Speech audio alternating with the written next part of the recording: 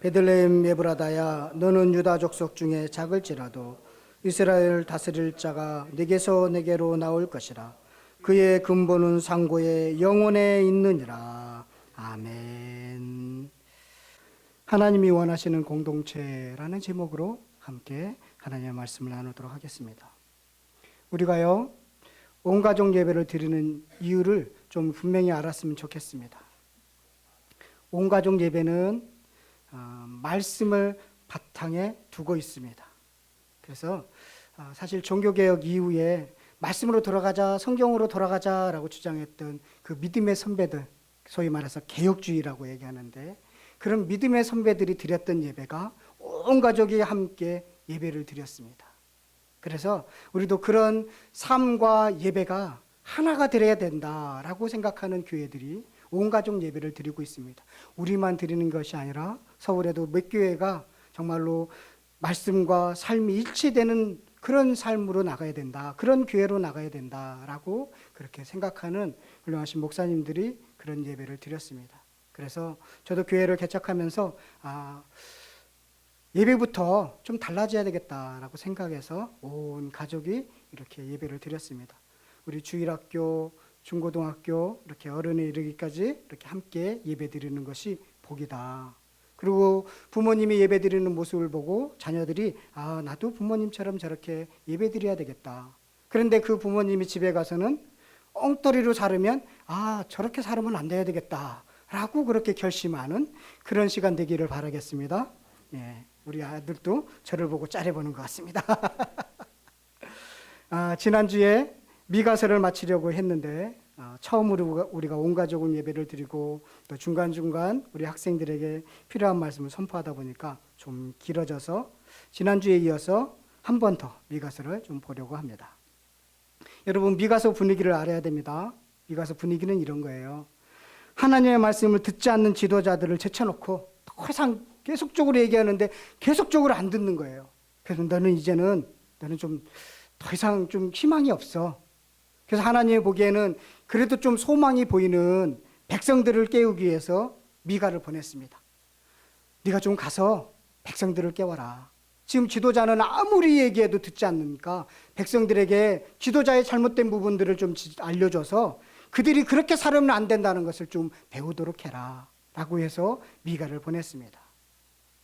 그래서 미가 선지자는 지도자들을 대상으로 말씀을 선포하기보다는 주로 선지자들은 지도자들에 대해서 말씀을 선포했거든요. 왜 그러냐면 지도자가 잘 돼야 나라가 잘 되는 것이에요. 그래서 지도자들에 대해서 늘 그렇게 말씀을 선포했는데 이제는 더 이상 되지 않으니까 이제는 백성들에게 그렇게 좀 해서 그들이 속아넘지 않도록 네가 좀 그렇게 했으면 좋겠다라는 것이 미가서의 분위기입니다.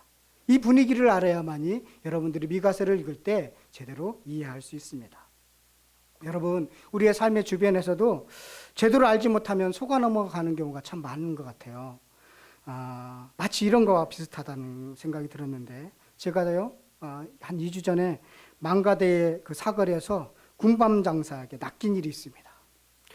왜냐하면 의정부에서 이쪽으로 오는데 사거리 신호 대기하는 중에요, 군밤 장사가 군밤을 이렇게 문을 두드리면서 하나 먹어보라고 시식용으로 주는 거예요. 근데 그 군밤이 얼마나 맛있는지 몰라요. 따끈따끈하고 막 탱글탱글하고 너무 맛이 있어요. 그래서 그걸 하나 먹고 이 맛이라면 저 군밤을 사도 되겠다 생각을 했죠. 그래서 그 군밤 조그마한 봉지 한 봉지가 5,000원이었는데 창문을 열고 너무 맛있는 걸 생각하면서 군밤을 샀습니다. 그러고 나서 신호가 바뀌어서 출발을 했습니다. 출발을 하고서 하나를 까먹는 순간 낚였구나 라는 생각이 들었습니다. 이미 군제는 오래오래 돼 있고 그리고 벌써 세금 발에 있었고 맛은 아주 나쁘지는 않았지만 처음 제가 생각하면서 살려고 했던 그 맛은 아니었습니다. 그러면서 제가 깨달은 게 있어요. 제대로 알지 못하면 낚이는구나. 저뿐만 아니라 많은 분들이 그 신호대기 하면서 낚였습니다. 여러분들 거기에 사거리 혹시나 군밤 장사 있으면 잘 생각하시라고 제가 알려드리는 겁니다. 혹여나 우리도 마찬가지입니다. 말씀을 제대로 알지 못하면 우리도 쉽게 넘어갈 수 있다는 것입니다. 하나님은요, 속으로 탐욕과 악으로 가득하면서 겉으로는 훌륭한 지도자처럼 행동하는 사람들에게 속지 말라는 것입니다. 그래서 미가는 그들의 악함과 죄악을 백성들에게 알려주고 있는 것입니다. 여러분, 마지막 때에는요, 사단이 광명의 청사로 가장하여서 믿는 자를 미혹한다고 그랬습니다. 그래서 말씀을 제대로 알지 못하면 누구든지 속아 넘어갈 수 있다는 것입니다. 그래서 바르게 알고 말씀의 잣대로 참과 거짓을 분별할 수 있는 그것이 마지막 때에 가장 필요한 은사인 것입니다. 다른 은사가 아니라 마지막 때는 참과 거짓을 분별할 수 있는 그런 은사가 필요한 시대에, 왜 그러냐면 광명의 천사로 너무나 쉽게 우리를 현혹시키고 미혹하고 있기 때문에 그렇습니다. 자, 지난주에 우리는 남유다 지도자들의 죄악을 봤습니다. 이런 지도자들의 죄악이 지속되면 어떤 사회가 되는 줄 아십니까? 우리 7장 2절을 한번 가도록 해보겠습니다. 어떤 사회가 되는지 7장 2절에 한번 가도록 하겠습니다. 자, 악이 가득한 지도자가 타락한 그 시대가 계속적으로 흘러가면 어떤 시대가 되냐면 4장 2절에 보면 이렇게 말씀하고 있습니다. 경건한 자가 세상에서 끊어졌고 정직한 자가 사람들 가운데 없도다. 의인이 없다는 것입니다. 무리가 다 피를 흘리려고 매복하며 각기 그물로 형제를 잡으려고 하고 다 서로 속이고 그렇게 하려고 한다는 것입니다. 두 손으로 악을 부지런히 행하는도다. 두 손으로 악을 행하는 그런 사회가 되고, 또 지도자와 재판관은요 뇌물을 구하고, 그리고 권세자는 자기의 마음의 욕심을 말하며 그들이 서로 결합하고, 권세자들이 욕심을 채우기 위해서 서로 결합을 한다는 것입니다. 손을 잡는다는 것입니다. 그들의 가장 선한 자라도 가시 같고 가장 정직한 자라도 찔레 울타리보다 더하도다. 그러니까 가장 선한 사람이라고 우리가 저 사람은 가장 선해 라고 하는데 그 사람의 수준이 남을 찔르는 찔레 정도가 된다는 것입니다. 그러니까 거의 의인이 없다는 것이죠.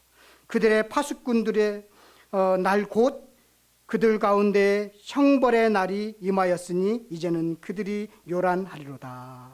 여러분, 자, 지도자가 계속적으로 죄악이 가득한 사회가 지속되면 의인이 없어지는 사회가 된다라는 것입니다.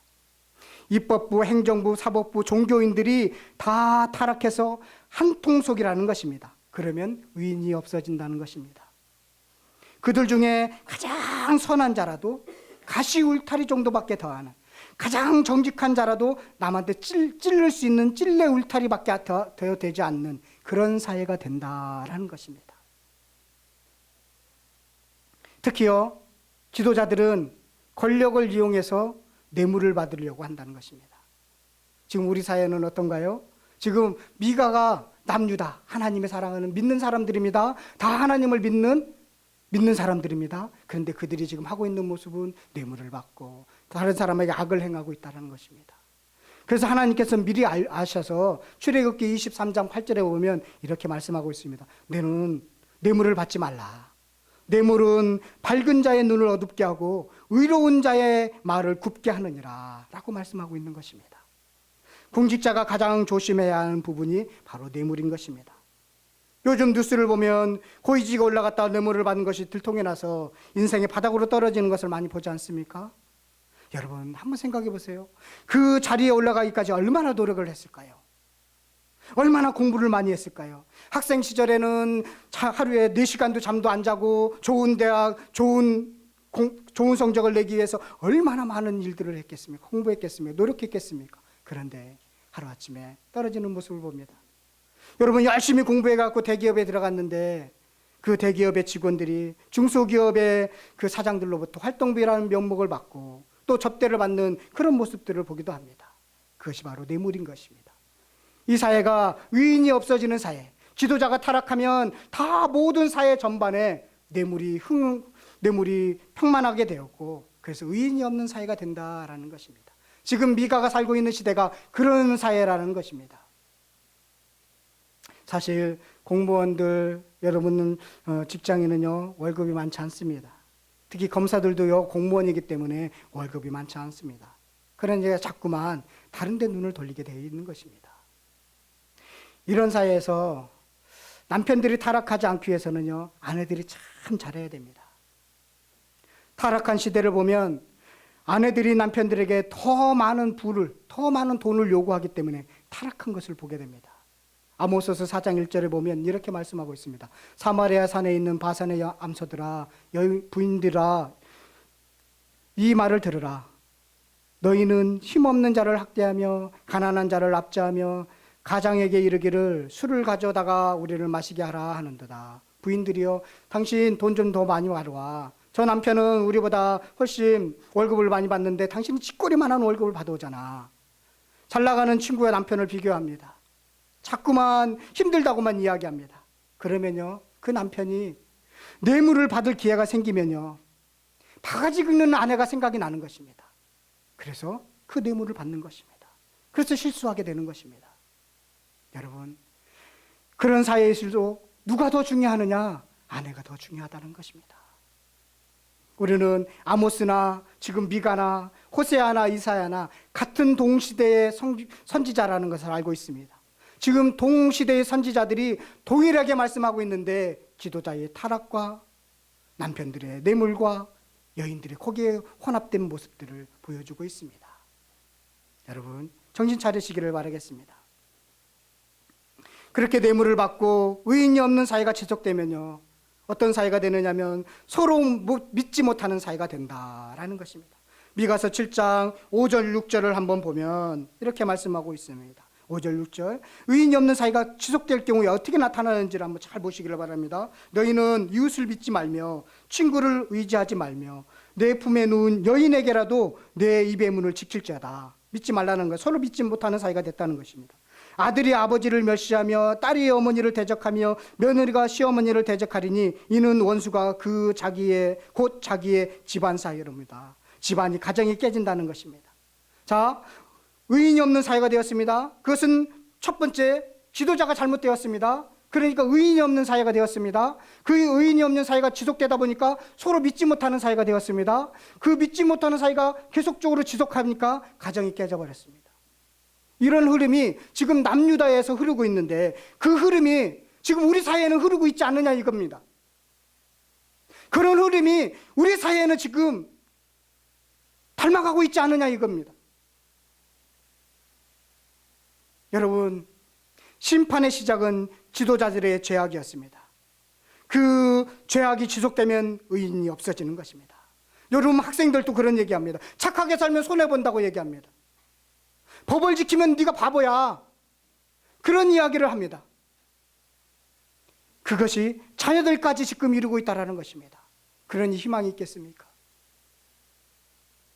지금 미가가 이렇게 타락한 지도자와 사회를 보시고 지금 탄식하고 있는 것입니다. 이 미가의 탄식이 바로 하나님의 탄식인 것입니다. 믿는 사람들이 지금 그렇게 하고 있으니 하나님이 얼마나 탄식하겠습니까? 하나님을 안다는 사람들이 지금 그 모양으로 살고 있으니 하나님이 얼마나 탄식하겠습니까? 지금 그 탄식이 미가서에 들어있는 것입니다. 여러분 꼭 기억하시기를 바라겠습니다. 그런데 성경을 보면 탄식으로 끝나지 않는다는 것이 너무나 감사합니다. 하나님 선지서들을 보면요, 패턴이 있습니다. 심판이 있고 구원이 있습니다. 늘 심판하시나 구원하시는 하나님을 보여주고 있습니다. 하나님이 선지자를 보내는 목적이 여러분 심판이 아닙니다. 회복에 대한 소망입니다. 심판의 직면에 있으니까 회개하라 하는 것인데 회개하지 않으니까 그 예고처럼 심판을 임한다. 그러니까 끝장이다. 그게 아니라는 것입니다. 이것은 징계에 불과하다라는 것입니다. 그러기 위해서 최종적으로 하나님께서는 목표해 온 게 있습니다. 그것은 회복이고 구원인 것입니다. 심판이 끝이 아닌 것입니다. 하나님은 심판의 하나님 아니라 구원의 하나님이신 것입니다. 그래서 하나님이 꿈꾸는 세상이 있습니다. 꿈꾸는 인간을 통해서 만들고자 하는 사회가 있습니다. 그 하나님이 꿈꾸는 사회가 어떤 사회인가요? 우리 한번 보도록 하겠습니다. 6장 8절입니다. 하나님이 꿈꾸는 사회인데요. 우리 함께 6장 8절을 다 같이 한번 읽어보도록 하겠습니다. 시작.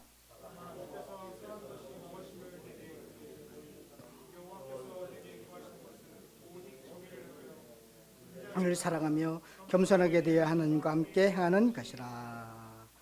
예, 먼저요, 여호와께 내게 구하는 것은 뭐냐면 오직 정의를 행하면, 먼저 정의를 행하는 것입니다. 공의를 행하는 것입니다. 그것은 법을 지키는 나라인 것입니다. 다른 사람에게 피해 주지 말고 유익을 주면서 살라는 것입니다.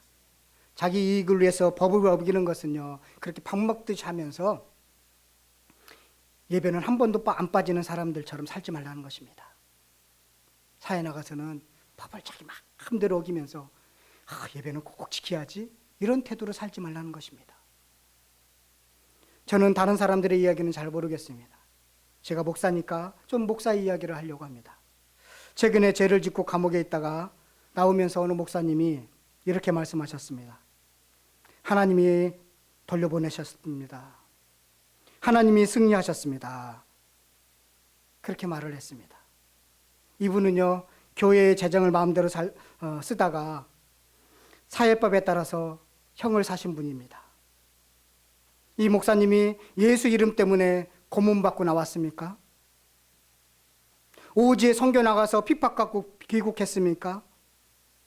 그분요, 정문으로 나오지 못하고 옆으로 나왔습니다.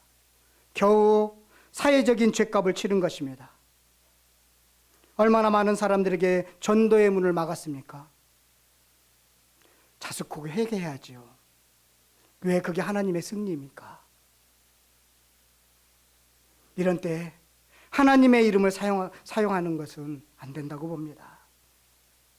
이런 것을 자의적으로 해석해서 예수님 때문에 핍박받는다라고 말하는데 그러지 말라는 것입니다. 그것은 법을 지키는 사람의 모습이 아닌 것입니다. 여러분들 직장 생활 하시죠? 직장 생활하면서 예수 믿는 사람들이, 젊은 청년, 젊은 사람들이 좀 착각하는 부분들이 좀 있습니다. 직장 생활하다 어려움을 당합니다. 그런데 마치 자기도 욕심에 내서 어려움을 당했는데 그것이 예수님 때문에 고난받는 것처럼 착각하는 사람이 있습니다. 열심히 노력하지 않고 다른 욕심에 채워서 자기 이기적으로 살다가 다른 사람들한테 왕따 당했습니다. 그런데 그것을 예수님 때문에 왕따 당한 거라고 착각하는 사람들이 있습니다. 그것은 아닙니다. 더 섬기하죠. 그것이 공의롭게 사는 것입니다. 여러분, 아침에 집에 나가는 가족의 대표는 가장입니다. 예배를 마치고 나가는 신자들은요, 성도라고 부르는 대표 선수입니다. 여러분들이 어떻게 살아야에 따라서 하나님이 상을 받느냐 욕을 먹느냐입니다. 가장이 어떻게 사느냐에 따라서 그 가정이 어떻게 되느냐에 따라 달라지는 것입니다. 나 때문에 하나님의 얼굴에 먹칠하지 말자. 그리고 함부로 하나님의 뜻을 운운하지 말자. 이것이 공의롭게 사는 것입니다. 여러분, 우리 학생들 많은데 학생들이 컨닝을 해서 좋은 점수를 받았습니다. 성적이 올랐습니다. 그 사실을 담임 선생들은 모르고 친구들은 다 알았습니다. 그런데 친구들이, 여러분들은 아니지만 그 컨닝한 친구가 교회 다닌다는 것을 알고 있습니다. 그런데 그 친구가 야, 오늘 우리 교회 행사했는데 교회 가자라고 얘기하면 그 다른 친구, 컨닝하는 것을 알고 있는 친구들이 뭐라 할까요? 너나 잘해. 그렇게 하지 않겠습니까? 너나 똑바로 살아. 라고 하지 않겠습니까? 우리 육상 시합에서 부정 출발을 하는 것을 많이 보는데, 만약에 이런 가정을 한번 해봅시다. 부정 출발을 했습니다. 심판만 몰랐습니다. 그런데 그가 1등을 했습니다. 그것을 보고 있는 관중들은 뭐라고 할까요?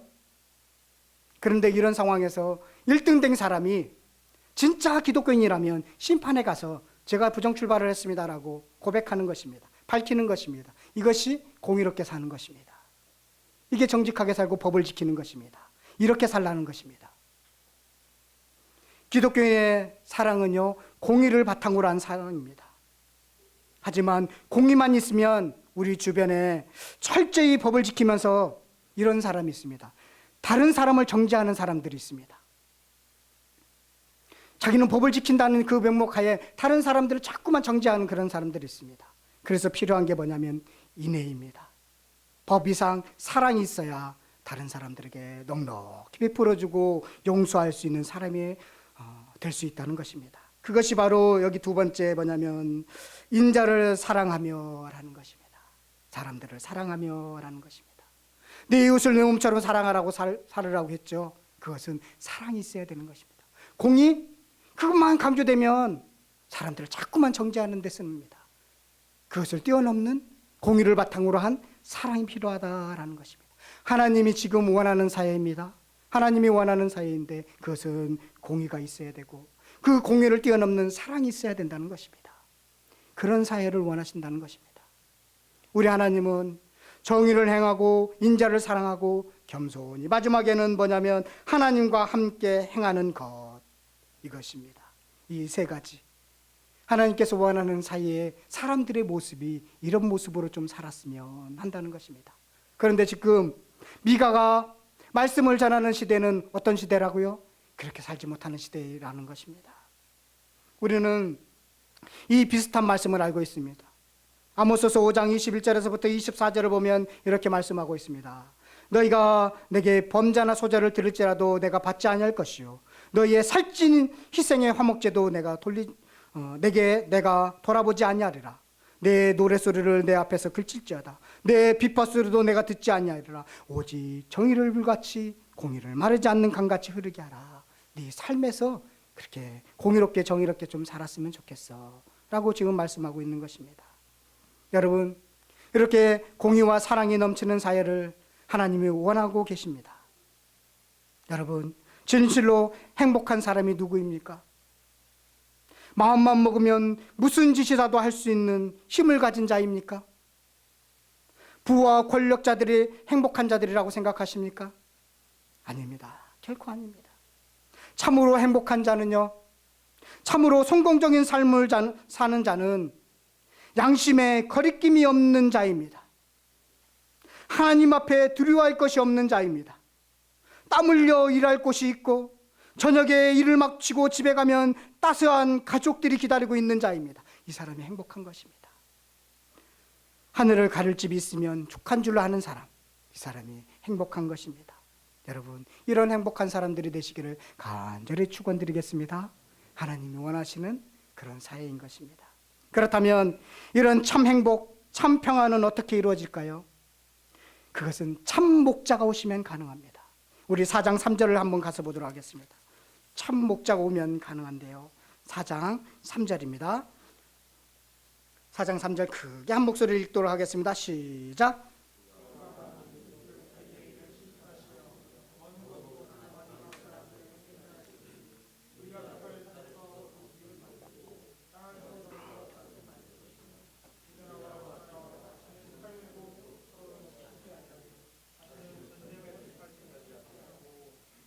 예, 4절 보면 각 사람이 자기 포도나무 아래와 자기 무화과 나무 아래에 앉을 것이라.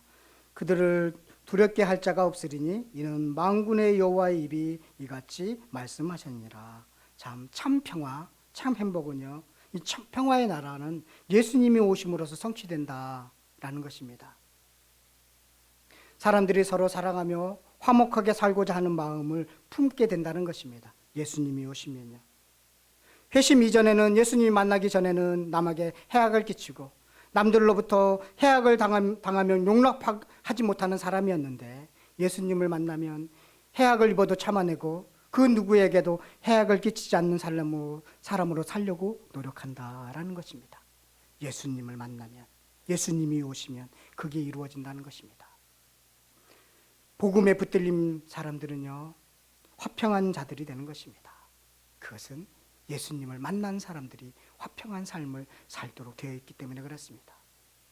오늘 다시, 그러면 그 화평의 왕, 평화의 왕은 어디서 올까요? 그것이 오늘 본문의 말씀입니다.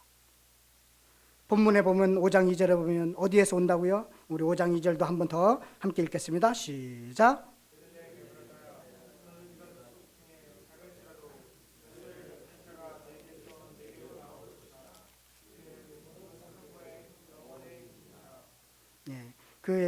그 말씀이 마태복음에서 미가서의 말씀이 지금 예수님이 오심으로 성취되었다라는 것을 알려주기 위해서 마태복음에서 기록하고 있습니다. 예수님이 오셨는데 그가 미가서에 예언한 그 말씀에 따라서 오신 것이다라는 것을 알려주는데, 마태복음 2장 2정으로 가면 1절부터 6절인데 다 볼 수는 없고요. 유대인의 2절을 보면, 마태복음 2장 2절을 보면 유대인의 왕으로 나신 이가 어디 계시냐, 우리가 동방에서 그의 별을 보고 그에게 경배하러 왔노라 하니. 그러니까요, 여기에 이제 바리새인과 그 대제사장들이, 서기관들이 예수님이 어디에서 오실 거라는 것을 알고 있었습니다. 또 6절을 보면 또 유대 땅 베들레헴아 너는 유대 고을 중에서 가장 작지 아니하도다. 내게서 한 다스리는 자가 나와서 내 백성 이스라엘의 목자가 되리라 하였습니다라고 그 서기관들이, 그 바리새인들이 예수님이 어디에서 태어난다라는 것을 미가서 말씀을 5장 2절의 말씀을 들어서 지금 알려주고 있습니다. 자, 서기관들은, 그리고 바리새인들은 예수님이 어디에서 태어날지 알고 있었습니다. 그렇죠? 알고 있었습니다. 그런데 알고 있었지만 예수님이 진짜 오셨는데 믿지는 못했죠. 여러분, 신앙은 아는 거하고 믿는 거하고 일치가 되어야 되는 것입니다. 그런데 아는 수준으로 끝났던 것입니다. 최근에요, 제가 그 박진영 씨 사랑 이런 제목을 가지고 노래를 듣고 깜짝 놀랐습니다. 혹시나 박진영 씨가 예수님을 만난 거 아닌가? 3년 전에, 몇 년 전에 자기가 순간순간 자기가 이 자리까지 오게 된 것은 참 어떤 신이라고 얘기했는데, 누군가가 이렇게 해서 자기는 필요할 때마다 좋은 사람들을 만나게 되어서 여기까지 왔다라고 하고, 지금 최근에 노래도 나오고 그랬는데, 어느 날 지금 며칠 전에 라디오스타에서 그렇게 나와서 얘기하는 걸 들었습니다. 지난 3년 동안요, 자기가 창조하고 진화에 대해서 공부하고 또 종교와 이스라엘 역사에 대해서 공부를 많이 했답니다. 그래서 공부하면서 지금까지 가지고 있는 자신의 생각은 아무것도 아니다, 쓰레기였다라고 해서 다 바꾸어 버렸다고 합니다. 그러면서 잘하면 답을 알 수 있을 것이라고 그렇게 얘기를 하더라고요. 과거에는 안 그랬는데 죽으면 끝이 아닌 것이 참 자기에는 지금 불편하다는 것입니다. 과거에는 그렇지 않다고 그렇게 생각하지 않았는데 죽으면 끝이 아닌데, 그래서 이것이 해결이 안 되는 것이 가장 불편했다는 거예요. 그래서 자기가 뮤직비디오를 이렇게 찍으면서 허무했던 시절이 무엇인가 이런 걸 한번 뮤직비디오에 나왔는데, 자기가 막 놀 때 있죠, 신나게 놀 때, 그때가 제일 허무했다는 거예요. 그러고 나서 또 하나 허무한 그림은 뭐냐면, 자기 전 재산을 다 나누어주고 자기는 거지가 돼서 어느 그 벽 밑에서 이렇게 앉아있는 모습, 그것을 보고 자기는 정말 울었대요. 다 나눠주고. 그런데 평안은 오더래요, 그런 자기의 모습을 보고. 그런데도 허무하더래요. 왜 허무하냐면 그 끝이 아니라는 것이 해답을 찾지 못했기 때문에. 인간의 끝이 여기서 아닌데 그 해답을 아직도 찾지 못해서 허무하다라는 것이에요. 그러니까 사회자가 당신 크리스찬이냐라고 이렇게 묻더라고요. 그러니까 아니다, 나 아직 무교다. 무교다라고 얘기하면서 뭐라고 얘기하냐면, 머리로는 알겠는데 안 믿어진다는 거예요. 머리로는 그게 신이라는 것이 알겠는데 그게 안 믿어진다, 그렇게 얘기를 하더라고요. 여러분, 우리가 하나님을 믿어지는 것이 얼마나 큰 복인지를 아시겠습니까? 이 믿음은 인간의 노력으로요 가능하지 않기 때문에 그렇습니다. 마태복음 19장 25절 26절에 보면 이렇게 말씀하고 있습니다. 제자들이 묻되 몹시 놀라 이르되 그렇다면 누가 구원을 얻을 수 있으리까? 예수님을 믿어서 구원을 받을 수 있습니까? 그러니까요, 예수께서 그들을 보시며 이르시되 사람으로는 할 수 없으나 하나님으로서는 다 하실 수 있느니라 라는 것입니다. 여러분들이 지금 예수님을 믿어지십니까? 그것은 하나님의 능력이 임하신 것입니다. 하나님이 여러분들에게 선물을 주셔서 믿어지게 된 것입니다. 저도 안 믿어지더라고요. 저도 과거에 정말 머릿속으로는 알겠는데 안 믿어지더라고요. 그런데 어느 순간 저에게 은혜를 주셔서 그 하나님이 믿어지더라고요. 제가 그 라디오스타의 그 영상을 보면서 하나님의 은혜가 있었으면 좋겠다. 박진영이라는 그런 사람이 예수님을 잘 믿어서 좀 영향력을 끼쳤으면 좋겠다, 그런 생각을 좀 갖게 되었습니다. 여러분, 왜 이렇게 안 믿어지는 줄 아십니까? 하나님의 방법은요, 지혜 있는 자를 헷갈리게 하기 때문에 그렇습니다. 보통 지혜 있는 자들은 생각합니다. 자기들이 생각하는 신들이 있습니다. 자기가 생각하는 계산들이 있습니다. 만약에 메시아가 온다면 좋은 가문, 그리고 강력한 나라, 왕족으로 와야 된다고 그렇게 생각했을 것입니다. 그들은 자기가 생각하는 자기의 머리입니다. 똑똑한 사람들입니다. 그런데 하나님은 그들을 그 똑똑함을 헷갈리게 하는 분이 하나님이신 것입니다. 그런데 진짜 목자는 어디에서 왔습니까? 저 시골 동네 유다 땅 베들레헴 에브라다 아주 조그마한 동네에 나왔다는 것입니다. 메시아는 예루살렘에서 나오는 것이 아니라 베들레헴 에브라다 아주 조그마한 동네에서 나왔다라는 것입니다. 이 동네는요 얼마나 작았는지 그 미가서 1장 10절에서 15절까지 유대 도시들을 쭉 거론하고 있는데 거기에도 거론되지 않는 동네입니다.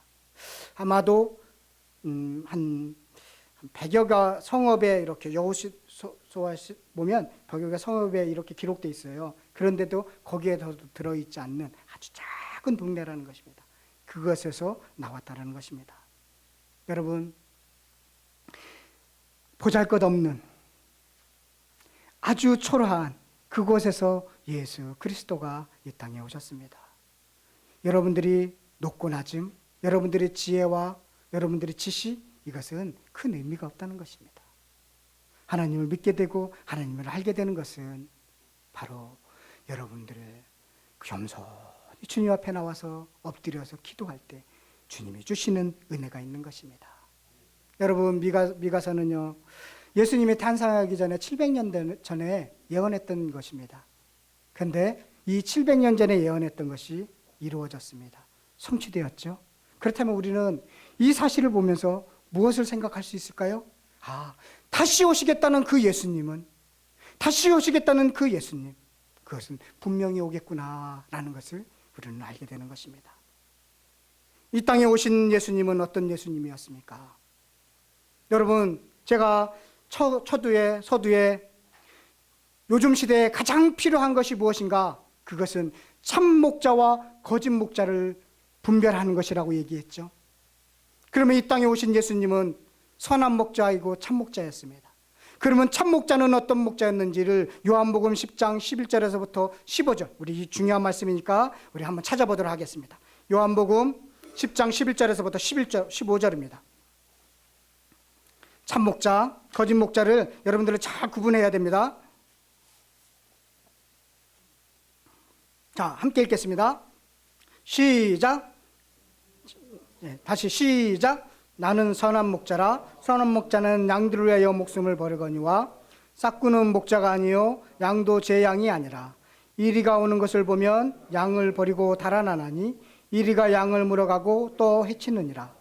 달아나는 것은 그가 싹군인 까닭에 양을 돌보지 아니함이나 나는 선한 목자라. 나는 내 양을 알고 양도 나를 아는 것이 아버지께서 나를 아시고 내가 아버지를 아는 것 같으니 나는 양을 위하여 목숨을 버리니라. 자, 선한 목자가 가장 중요한 항목이 있습니다. 그것은 11절과 15절에 나와 있는 반복하는 말씀인데 뭐냐면 양들을 위해서 목숨을 버리는 것입니다. 이게 선한 목자입니다. 딱 한 가지예요. 더 이상 구분할 게 없습니다. 양들을 위해서 목숨을 버리냐, 양들을 위해서 정말로 낮아지는 삶을 살아가느냐, 아니면 양들을 착취하느냐는 것입니다. 참 목자이신 예수님은 양들을 위해서 죽으셨죠. 그러셨죠. 그렇다면 지금 우리가 참 목자의 삶을 산다면 양들을 위해서 죽어야 되겠죠. 이것이 참 목자인 것입니다.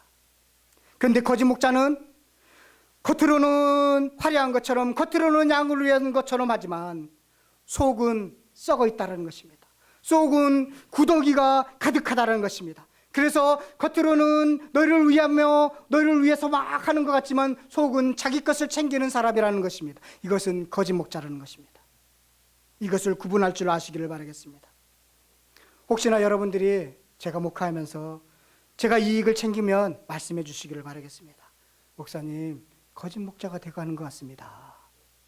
그러면 제가 회개하고 떠날 수 있는 그런 용기 달라고 기도하고 있습니다.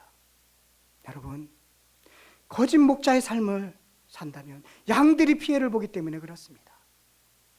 참 목자는 양들을 위해서 죽는 것입니다. 여러분들도 목자인 것입니다. 여러분들이 돌보는 많은 양들이 있습니다. 여러분들도 똑같은 그 질문을 하시기를 바라겠습니다. 내가 참 목자인가 거짓 목자인가? 솔직하게 질문하시기를 바라겠습니다. 그래서 예수님처럼 산다? 그것은 양들을 위해서 죽는 거구나 라는 것을 꼭 기억하시기를 바라겠습니다. 그래서 마태복음 7장 16절에 보면 이렇게 말씀하고 있습니다. 거짓 선지자들을 삼가라.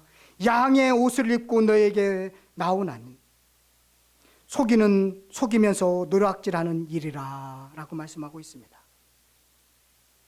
여러분, 마지막 시대에 우리가 꼭 필요한 것이 있습니다. 하나님의 공동체를 이루기 위해서는 참 목자, 참 지도자가 있어야 되는데 지금 미가 시대는 참 목자, 참 지도자가 없다라는 것입니다. 다 지도자가 타락했다는 것입니다.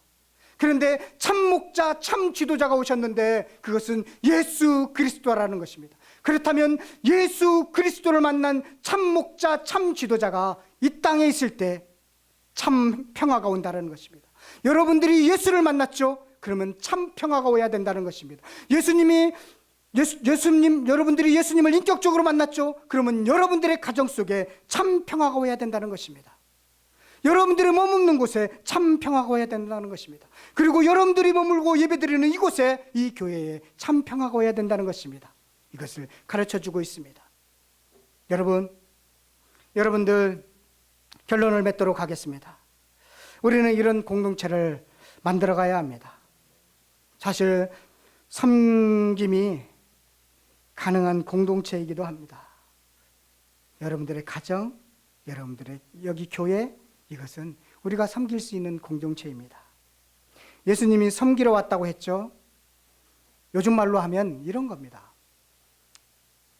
사장님이 아침에 직원들을 위해서 커피를 타줍니다. 사장님이 일찍 출근해서 청소를 다 합니다. 정말로 이 사회에서 그게 가능할까요? 쉽지 않습니다. 그런데 이것이요, 가정에서는 가능합니다. 아버지가 예쁜 딸을 위해서 해달라고 하면 자존심 구기면서 다 해줍니다. 우리 예쁜 딸, 우리 나경이가 제가요, 뭐 해달라고 하면 막 해주고 싶은 마음이 막 이렇게 올라옵니다. 화를 내고 싶어도 좀 참게 되고 견디게 됩니다. 죽을 때까지 자녀들을 섬기죠. 그런데 자녀들은 자기 마음대로 합니다. 자기 편한 대로 합니다. 그러면서 우리가 그런 얘기하죠. 너희도 결혼해서 너같이 똑같은 하는 애를 한번 낳아봐라. 그렇게 얘기를 하죠. 그러면서 너도 섬김을 한번 배워봐. 이겁니다. 섬김이 가능한 공동체, 참 평화가 있는 공동체는 가정이 가능합니다. 그리고 교회가 가능합니다. 그것이 점점 사회 속으로 확산되어야 되는 것입니다. 가정에서도 못하면서 교회에서도 못하면서 우리가 참 평화를 이루자. 그것은 어쩌면 가식일 수 있습니다. 여러분들의 가정에서 참 평화를 누리시기를 바라겠습니다. 그리고 교회에서 섬기는 사람들이 되시기를 바랍니다. 성숙한 신앙인은요, 타인을 배려하는 것입니다. 그럴 수 있지. 저 사람은 저럴 수 있어. 라고 인정해 주는 것입니다. 이것이 가능할 때 섬김이 되고 참 평화의 공동체가 되는 것입니다. 예수님을 만난 사람들의 모임, 이런 것이 이루어져야 되는 것입니다. 여러분, 참 평화의 신 예수님이 이 땅에 오셔서 우리에게 이런 선물을 주셨습니다. 여러분들이 그 선물을 누리시기를 간절히 축원드리겠습니다.